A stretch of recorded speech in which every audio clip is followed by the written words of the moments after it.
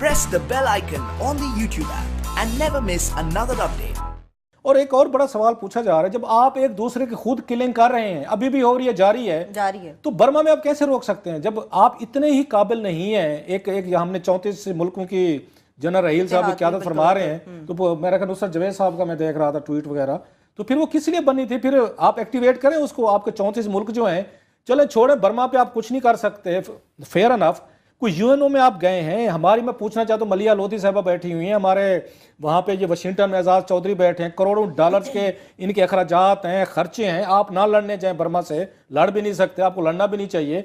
और कोई छोटे सा कोई दुनिया का जमीर जगाने से पहले हमारा कोई एम्बेसडर, हमारा कोई हाई कमिश्नर जाके जरा वहां पे यूएनओ में एक छोटी सी एक वहां सेशन तलब करने की दरखास्त करे, तो मुसलमान ममालिक को साथ मिला दें, ऐ जी बहस करते हैं।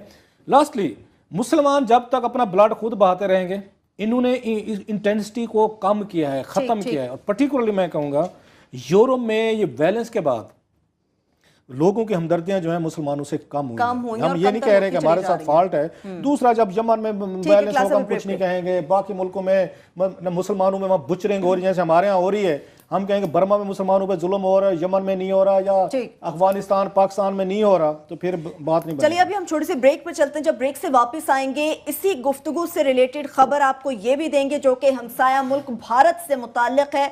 सिफारती महाज पर भारत को ऐसी कौन सी बड़ी कामयाबी हासिल हो सकी है वो तो हम बताएंगे आपको, लेकिन कुछ कराची शहर की भी बात करेंगे जो कि गटरों के उबलते हुए पानी में डूब गया है। ब्रेक लेंगे।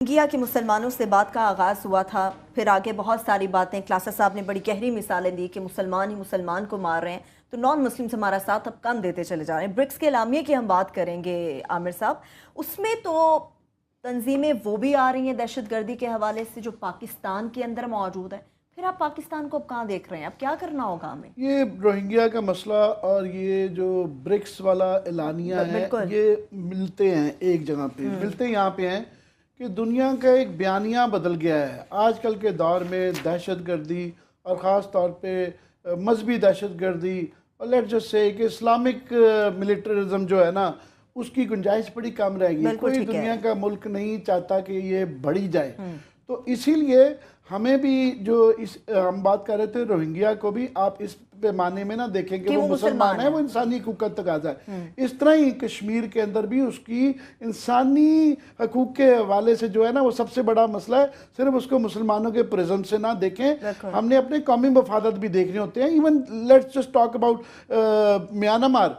हमारे कौमी मफाद इस वक्त छोड़ दें मुसलमानों के मफाद के अलावा, ये है कि हम इंडिया के साथ जो हमारी एक राइवलरी है उसमें हम म्यांमार की सपोर्ट करते हैं। और मेरा ख्याल है शायद ये जो JF थंडर की मिस्ट्री थी कि जी किस मुल्क को जा रहे हैं, शायद हम नेपाल को दे रहे हैं, म्यांमार को दे रहे हैं। और म्यांमार जो है, चीन जो है, ये जो हमारी CPEC है, एक रास्ता वन बेल्ट वन रोड का, वो म्यांमार के थ्रू भी निकालने की कोशिश कर रहे हैं।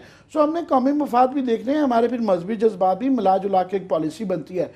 ये जो बयानिया अगर जो है ना, जिसमें सिर्फ आप मुसलमानों से उससे लोग कहें जी जिहाद करना है और यहाँ से इससे पहले कि जिहादी भाई हमारे वहाँ पहुँचना शुरू हो जाए, ये एक्सेप्टेबल नहीं है। और उसकी सबसे बड़ी आज का एक धचका है, चीन ने एक मैसेज दिया आज ब्रिक्स जो है क्या है, वो है 5 मुल्क हैं, ब्राज़ील है, उसके बाद रशिया है, उसके बाद इंडिया है, चाइना है और साउथ अफ्रीका है। ये 5 मुल्क हैं जो कि G8 के मुकाबले में वो इमर्जिंग इकोनॉमीज़ हैं, इकट्ठे होकर अपने इकोनॉमिक और पॉलिटिकल एंड्स के लिए तंजीम बनाई गई थी। इसमें आज उनका जो एलानिया आया है और चाइना के अंदर से आया है, उसके अंदर उन्होंने कहा है जनाब अमंग अदर थिंग्स कि दहशतगर्दी की बिल्कुल उन्होंने मजम्मत की है और अलकायदा और उसकी दाइश की जो एफिलिएट्स वाबस्ता तंजीमें हैं उनकी भी उन्होंने कहा है इनकी रोकथाम करनी है। उसमें कौन है, काफ़ी सारी और भी हैं उसमें, मगर उसमें जैश मोहम्मद, लश्कर तैयबा और TTP तहरीक तालिबान पाकिस्तान भी डाल दी गई है और जमाअतुल अहरार ये आ गई है। इसमें से 3-4 ने हिजबुल सॉरी इस पे अच्छा खासा मसला नहीं सॉरी अच्छा किया आपने, हिजबुल्लाह भी नहीं है, अब ये है इसका नाम है हिजबुल तहरीर। नहीं, हिजबुल तहरीर भी है, जमातुल एहरार भी है, वो जो है ना दोनों हैं इसमें, ये लिस्ट अभी आ जाएगी। हिजबुल तहरीर भी है, हिजब एहरार भी है, हिजब एहरार वो भी है, और हिजब दोनों हैं इसके अंदर। तो वो उसमें बुनियादी जो हमारे लिए नुक्ता ये है कि चीन ने इस वक्त, इंडिया ये कोशिश कर रहा था कि मौलाना मसूद अजहर को दहशतगर्द डलवा दे यूनाइटेड नेशन सिक्योरिटी काउंसिल के रेजोल्यूशन के अंदर, और वो 2-1 साल से चीन ब्लॉक कर रहा है। तो अब मौलाना मसूद अजहर साहब की जो तंजीम है जैश जो है, उसका भी नाम आ गया है। तो चाइना गोवा में उन्होंने जब ये हुआ था ब्रिक्स का, उसमें रेसिस्ट किया था। अब इसमें उन्होंने थोड़ा सा, उनके लिए भी ये प्रेशर लेना पाकिस्तान के लिए मुश्किल होता जा रहा है। तो शायद ये एक निशानदेही उन्होंने की है कि जनाब हम भी आपके इस बयानिए को, अगर ये जिहादी बयानिया आपने चलाना है और इन तंजीमों को आपने कंट्रोल नहीं करना, एक हद तक हम भी रोक सकते हैं। सो हमारी जो ये बहस होती रहती है, आइंदा आने वाले दिनों में हम ट्रंप की उसके बाद से पहले ही अमेरिका ही हमें बयानिया स्टेटमेंट के दिए दे चुका है कि आप अपने घर को इस्तेमाल करें, वरना मुश्किल आ सकती है। अब जो है रशिया और चाइना जिनकी तरफ हम देख रहे थे, हम अपने फॉरेन मिनिस्टर साहब हमारे जा रहे थे बात करने के लिए, उनकी तरफ से आज ऐलानिया आ गया कि जनाब हमारे भी हाथ बंधे हुए हैं, बजाय इसके कि आप सारा हमारे कंधे पे रखें, आप अपना घर भी संवारें, इन तंजीमों को कंट्रोल करें और दुनिया से लड़ाई ना करें, अपने इन मामलात को खुद भी ठीक करना शुरू करें। इसकी ये अहमियत है। इतने ज्यादा हम ताकतवर हैं क्लास साहब कि दुनिया से इख्तलाफ कर लिया, हम अकेले तनहा लड़ लेंगे इस दुनिया से। बड़ी आमिर ने जो बात की है वहीं से मैं थोड़ा सा आगे लेके चलता हूँ। अभी ट्रंप को तो हमने तो अमेरिका फतह कर लिया था पिछले हफ्ते में, देखा टॉक शोज में भी फतह कर लिया, कॉलमों में भी फतह हो गया, खबरों में भी हो गया। अब देखते हैं कल से हमारे भाई जो हैं मेरे जैसे ग्लैडिएटर्स, वो टीवी पे बैठ के हमारे डिफेंस एनालिस्ट, हमारे सिक्योरिटी एनालिस्ट माशाल्लाह, और हमारे बड़े बड़े जो जुगादरी हैं, देखते हैं कल वो कैसे टीवी पे देखेंगे। अब ये चाइना और हम जो रशिया को भी फतह करेंगे यहाँ से बैठ के, हो जाएगा। सीरियस नोट, इसमें 10 तंजीमों का नाम है जो उन्होंने ब्रिक्स वालों ने, कि जो मुझे समझ आ रही है वहाँ से उन्होंने इलामिया में, और 10 के 10 में एक चीज़ कॉमन है आमिर साहब, मेरा ख्याल आप ही बताएं क्या कॉमन है। 10 के उसमें मैंने कहा आपसे कसौटी खेल लीजिए थोड़ी सी, ये जो तंजीमें 10 वो की जी उन्होंने नाम दिए, उन्होंने इसके अंदर जाहिर है वो इस्लामिक मिलिट्रिज्म की है, और इसके अंदर उन्होंने आज इनको अलकायदा से वाबस्ता तंजीमों में डाल दिया है, यानी कि लश्कर तैयबा और जैश मोहम्मद को जो हम इनसे सेपरेट रखते हैं कि ये इंटरनेशनल दहशतगर्दी के साथ वाबस्ता नहीं है, आज उन्होंने ये भी डिक्लेयर कर दिया है। हमने नहीं होना, मैं आपको फिर कह रहा हूँ, हमने नहीं होना, हम ऐसे रहेंगे। दुनिया का 7 अरब इंसान बदले तो बदले, हमने 20-22 करोड़ ने नहीं बदलना। ये अलामिया उसका सबसे बड़ी क्लियर इंडिकेशन है कि परसों आपसे, कल आपको ट्रंप के साथ मथा लगाया हुआ है हमने सर, आज हमने किन के साथ मतलब भाई इंडियन को तो एक साइड पर रखते हैं, अभी हमारे उनके साथ मुस्तकिल एक जंग चल रही है, वो तो नहीं खत्म होगी। अगर 1000 साल बाद भी जो हमारी नस्लें होंगी वो लड़ रहे होंगे, डीएनए में आ गया हमारे में, वो तो नहीं खत्म होगी, उसको तो छोड़ दें 2 मिनट के लिए। आपके साथ किन लोगों ने आपको कहा है कि आपके मुल्क में दहशतगर्द हैं?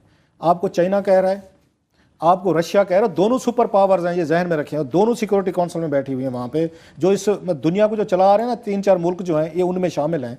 आज उन्होंने भी कह दिया है कि आपके यहाँ दहशतगर्द बैठे हुए हैं, जो बड़े अरसे से पहले अमेरिकन कहते थे, ये बातें कहते थे ना, आपके यहाँ हक्कानी की बात करते थे, वो टीटीपी की बात करते थे, दीगर ग्रुप्स की बात करते थे, ये बातें वो अफगानिस्तान के हवाले से जो हम समझते हैं डिस्टर्ब एक कंट्री है, वॉर टॉर्न कंट्री, उसके बारे में ये नहीं आ रहे, हमारे बारे में कह रहे हैं, हमारे बारे में ये मुस्लिम वर्ल्ड। अब कहते हैं बर्मा के मुसलमानों पे बात क्यों नहीं करता आमिर साहब? बर्मा से तो आप रह दें, इससे तो ये लगता है कि ये दुनिया के तमाम ममालिक जो हैं 150 हैं, 60 हैं, मुसलमानों को निकाल के, वो तो मुसलमानों से तंग हैं।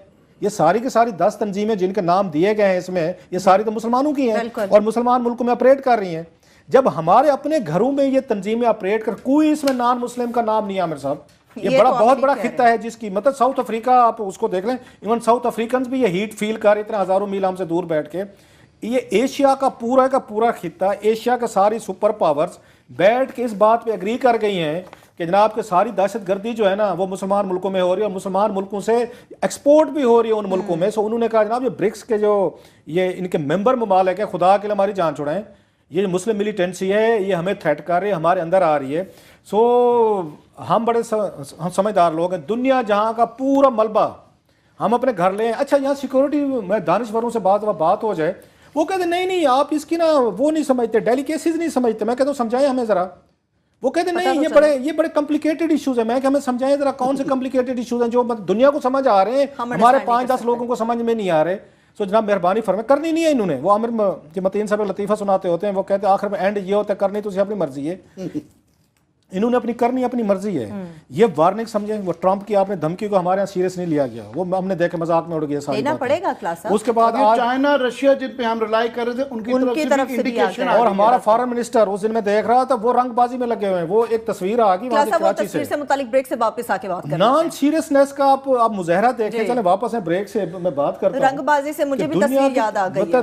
हम किस उसमें जा फंसे हैं, और हमारी लीडरशिप की, हमारी सिविल मिलिट्री लीडरशिप की, उनकी सीरियसनेस में। फॉरेन मिनिस्टर साहब की खूब आपने बात याद कराई है। जब ब्रेक से वापस आएंगे उनका तज़किरा छिड़ेगा तो फिर शहर कायद का तज़किरा भी लाजमी तौर पर छिड़ेगा। इससे